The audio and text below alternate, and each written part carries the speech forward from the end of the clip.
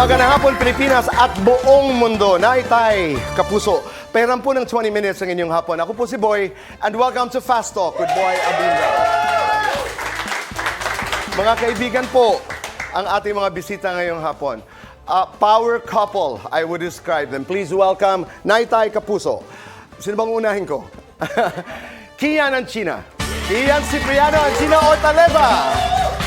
Hi, hi. Hello, good afternoon. It's been a while. Thank you very much. Super happy, Tito Boy, kasi sabi nga namin parang nag-date na rin kami ngayon. Minsan lang to, Dito Tas Boy, na ikaw kami pa dalawa kasama lang magkasama eh. Sarap naman. I Thank like you for that. having Nobody us. has told me that we're coming to your show and it's like we're dating. Ganda. So ngayon, Parang tayong banda eh. oo nga eh. Kulang na lang. But I'll dance. Sasayaw ako. Apat na bagay lamang ang nais namin pag-usapan dahil we only have 20 minutes. Nanghiram lamang tayo ng 20 minutes.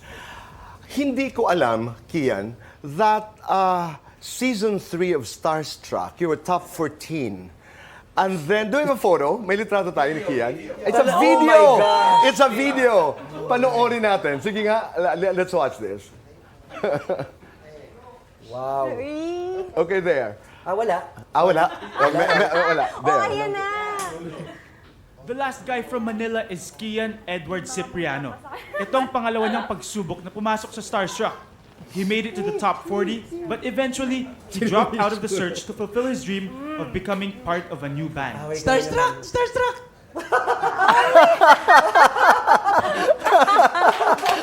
Anong kwento? Ang cute mo doon. Nakita mo, China? Dito mo, ito yung kwento na ayoko sa ikwento, sa totoo lang. Dahil parang iba siyang face Ng buhay mo. ko. Alright. Kasi noong time na yun, yung nanay ko gusto niya mag-artista. Hi, Tapos, Mami. hi mami. Hi, Mami. Yung Pero video ayaw- na yun, dito magkaaway kami ng mami ko. No? Dahil ayaw mo. Dahil ayaw ko. Tapos sabi Okay. ko, may mga camera sa labas.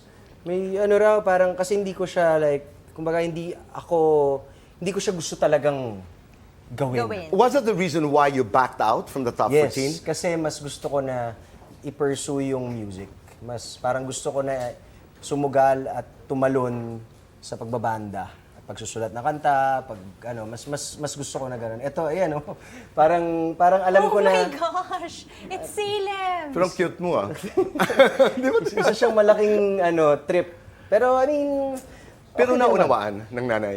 Na Eventually. hindi nung una. Pero eventually she understood. Yeah, kasi parang sinasabi niya, Okay. ito yung opportunity sa'yo, nandiyan ka na, ganyan. Tapos para ako, hindi ko siya rin magagawa ng tama kasi hindi ako masaya. Okay. Nasabi ko rin sa mami ko na, tinan mo, mami, sinunod ko yung tingin kong gusto ko. Masaya Tapos ako. napunta rin siya na naging actor din ako at Oo naging nga. director din ako at napuntahan ko rin yung gusto mo mangyari pero kinailangan ko lang sundin yung gut ko nung time na yun dahil alam ko hindi ko siya magagawa ng tama dahil As an hindi ako- entry point, di ba? Yeah. 5 and up. Yes, Tito Boy. The Naalala ko yun. Oh my gosh. Sinong kasabayan mo? Atom Arroyo? Atom Araulio, Maxine Magalona. Oh my God. Alam mo kung bakit? Hindi lang tayo nagkasalubong dahil batang-bata ka. But I used to be the publicist of 5 and Up because I was handling the probe team of course, the great Cheche Lazaro. Yes. Kung saan nakasalubong ko ang mga bigating Maria Ressa, Yes. Lucy Valdez Cruz, kahit sila Karen Davila. Yes. But you're doing 5 and Up. What do you remember? It is the best formative experience in my life because, Tito Boy, bata ako na sheltered. Tapos all of a sudden, binigyan ako ng freedom ng magulang ko na i-explore. And dahil sa probe, napunta ako sa iba't ibang lugar. I met so many influential people. And then I got to discover what I really wanted early on in my life. Which was? I really wanted to be in media. Okay. So, Pero there. while doing 5 and Up, ano ang hindi mo malilimutan?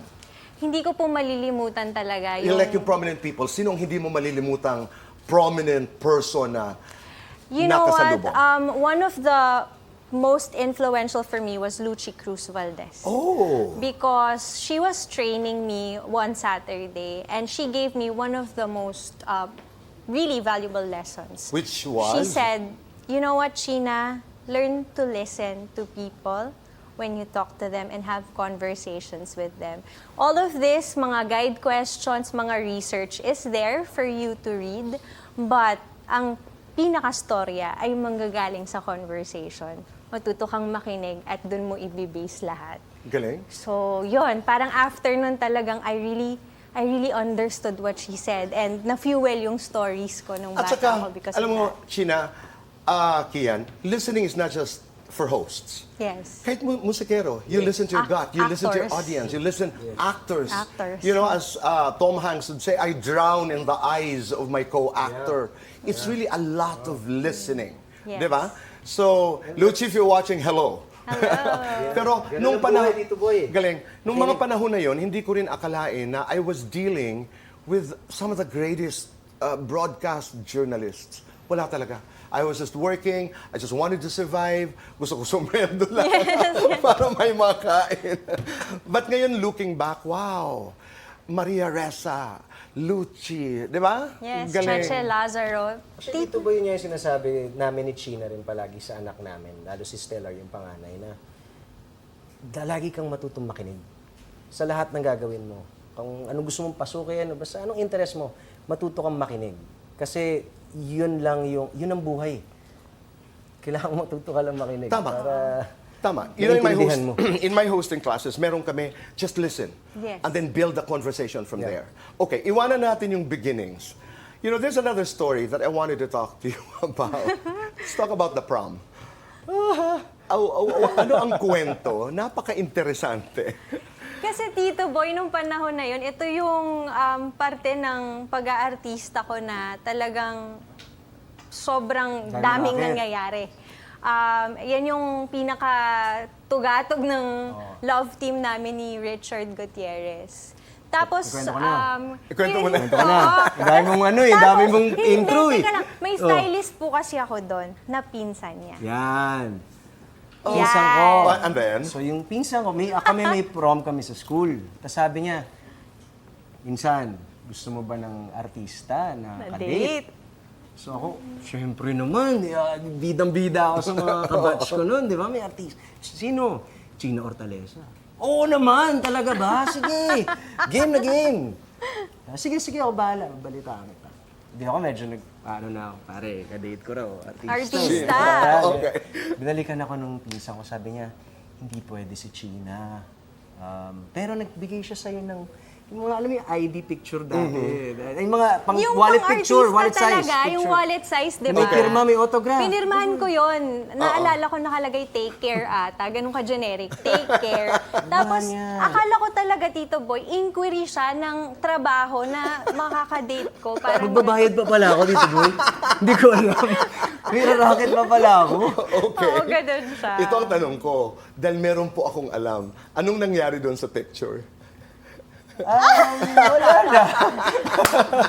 Nag-swimming na po siya sa Pasig River Wala ngayon. na.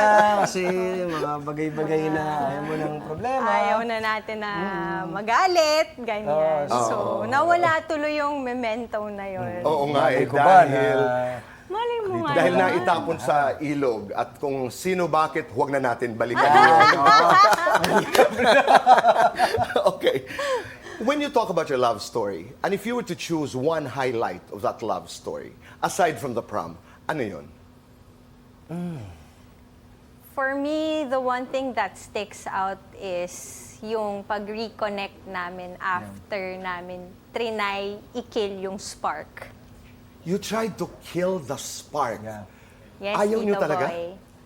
It wasn't the right time, Tito Boy. He was in a relationship then and Okay. I was a wreck. Okay, so parang iniiwasan yung magkaroon ng spark. Okay. Yeah, kasi parang feeling namin hindi siya yung tamang oras, tamang Panahon. sitwasyon. Anong ginawa niyo? We had Oh to. my gosh. Oh, talagang he had to. Kasi Tito Boy, grabe kami mag-usap. As in, ngayon lang ako nakita ng tao na kahit anong pag-usapan namin, sobra akong masaya, ganyan. Pero kinailangan namin itigil yon dahil alam namin hindi tamang panahon. Nakakatakot siya, Tito Boy. Yung pakiramdam na yun, yung parang una kaming nagkasama tayo ng China na parang masyado siyang malakas. Yung literal na sabi ko, natakot ako. So, nung parang nag-reconnect kami after nung panahon na yun, doon na yung... Naalala mo kung saan? Sa premiere. Premiere night po yun ng pelikula namin ni Miss Nora Honor, Dementia. Tapos nakakatawa, Tito Boy, kasi naka-bride costume ako na ghost. Tapos nakita ko ulit siya na gano'n. Tapos yung unang sinabi namin sa isa't isa, so. Parang gano'n lang. Are we gonna get married? I'm a ghost. I think you're gonna marry me kasi naka-bride Pero costume ako, Tito ako. Boy, isang highlight nung talagang nag-decide na kami na maging kami. Dahil may feeling ako no na eto na yun. Ang dami ko pang paligoy-ligoy, nakita niya ako. How did you know? Alam ko lang, Alam mo lang? pakiramdam lang Okay. dito eh. Parang, nung na-feel ko yun, parang, eto na yun, tapos na ako. Dito na ako. Eto na yung Nagsispeech kasama siya ko. nun ng lasing. Mga 3 times siya Hindi, nasa nagsispeech simbahan ng tayo lasing. nun, paano Hindi, lasing ako? pero bago leading to the church, okay. nagsispeech po siya lasing, nagsasabi siya, pag ako talaga, pag tayo na, that's it, game over, I love you, nagkaganon ng lasing. Okay. Tapos hindi ko naman siya masyadong tinitake seriously. Pero eventually, nung nagpunta na po kami sa church malapit sa bahay ng lola niya, nagsabi na po siya na parang, how would you feel kung maging tayo? Tapos sabi ko sa kanya, sige, tanungin mo siya. I referred to God because sabi ko nga sa kanya, dyan tayo magko-commit. That's true. You're very attractive as a couple. You're extremely sexy. Wow. No, I mean, Kian, you know that. I mean, you're gorgeous. You're sexy, and you're married. And this is a complicated world. Yeah. Sa mga pagkakataon, halimbawa, na merong pumapagitna, ano ang inyong ginagawa? I mean, sino ang seloso? How do you communicate to each other? How do you define your boundaries? That's number one. Sa mga gabing malamig, umainit, sino ang umuunang mga labit? Ang mga kasagutan sa pagbabalik po ng Fast Talk with Boy Abunda.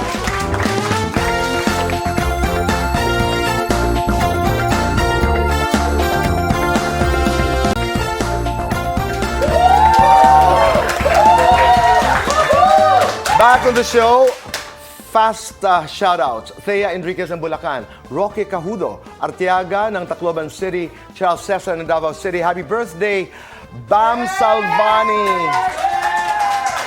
All right, Bam, maligayang kaarawan. And Architect Kakwen, maraming salamat for blessing my house. Today is the start of the Ghost Month, and it lasts until September 14. You guys take care. Let's pray for the best month in our lives. Balik tayo sa ating kwentuhan. You're both very attractive. Halimbawa, merong nagpaparamdam sa isa sa inyo. I mean, there are people who don't respect boundaries. Di ba? May mga ganon. And there are people who are even attracted to married men, to married Yes. women.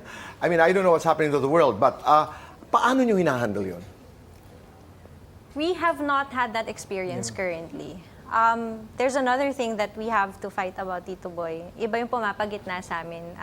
Mas work. Trabaho. Okay. Mas doon ako nagsiselos ito ba? Parang, ayun nga, for some reason, while hindi namin problema, like nagsiselos siya sa kung kanino, or nagsiselos sa kung kanino, kasi siguro malaking factor din na we're both actors. So kapag may ginawa kaming projects, even if may love scene or may kissing scene, Napag-uusapan wala naman siyang, po. hindi siya problema because we respect the craft eh. I get that. Yeah, pero mas yung trabaho na parang busy ka na naman dyan, pahingin naman ng konting Pahingin- atensyon. Alam mo yung pahingin konting oras. Guilty. Kasi ako Right. talaga pag nagtrabaho ako, focused ako doon eh. So minsan pag sinasabi niya na, hi, andito ako. Yan. We started to talk about a spark. Sa mga pagkakataong kailangan yung spark, sino ang unang nagsasabing, Ano? Ikaw. Ako, Tito Boy. Ano ako eh, gusto ko ng cuddle eh. yeah. Grabe, oo. Miss ko na nga ito eh. Okay. You have become artist managers with OC. You're both artists. Yeah. What is your biggest nightmare as managers? Kapag Tito Boy, kapag maganda yung intention namin sa artist at maganda yung vision namin at maganda yung pero minamasama siya. I mean, I'm sure you're a talent manager Yeah. and I know. you know exactly how it goes na iba-iba kasi topak nila, 'di ba? Pero doon lang kami nalulungkot ni China palagi na kapag maayos yung intention pero nababaliktad at napupunta sa masama pa na Anong ginagawa mo, China? Being in charge of actually management in the company. Tito Boy, yun talaga. I pray a lot because ayoko po talagang mag-harden. It's so easy for us to harden Right. when your good intentions are questioned. So, it really helps that I have a husband like him that listens. And hinahayaan niya po ako mag-express. Hahayaan ko rin po siya mag-express. Kasi kailangan lang natin ilabas yung enerhiya na yon at itulog sa susunod na araw. We know naman kung ano yung nasa puso natin eh. So we return back to that. I just want always na yung hearts namin In place. and the intentions are always in place. Okay, and the intentions of Fast Talk will always be in place because we're going to do it. Okay? We're going to do it now. Okay. China, astig na asawa o hot mama? Astig na asawa. Kontrabida o bida, China? Kontrabida. Sexist part ng katawan ni Kian. Utak. Ugali mong namana ni Stellar. Oh my gosh, mahilig magsayaw. Ugali mong namana ni Salem. Masungit. China, complete the sentence. Good mood ako kapag Good mood ako pag ako ay may time magbasa. mainit ang ulo ko kapag Mainit ang ulo ko pag hindi naghahang ng tuwalya si Kian. feeling sexy ako tuwing Feeling sexy ako kapag kinakadal ako ni Kian. naiinis ako kay Kian kapag Naiinis ako kay Kian araw-araw niya. Kian, acting o singing? Hirap, no? Both. Guwapo o talentado? Talentado. Kian, your favorite Kala Lili song? Susundan. Song you wished you wrote? Kaleidoscope World. Sino ang unang nagsusorry? Ako. Siya. Sino ang mas mahaba ang pasensya? Ako rin po yun. Sino ang mas Grabe! Sino ang mas clingy? Ako. Sexiest part ng katawan ng asawa mo? Yung mata niya. Dasal ninyo para sa inyong mga anak. Na lumaki sila na maayos na tao. Dasal para sa isa't isa. Na maging masaya ka lagi at saka lagi tayong maging strong always. Hashtag ng buhay nyo ngayon. Hashtag pagod. Ito talaga kailangan sabay. Lights on, lights off. Kahit ano, dito boy. ako. Lights on, lights off. Basta Any. games. Okay ako. Happiness or chocolates? Happiness.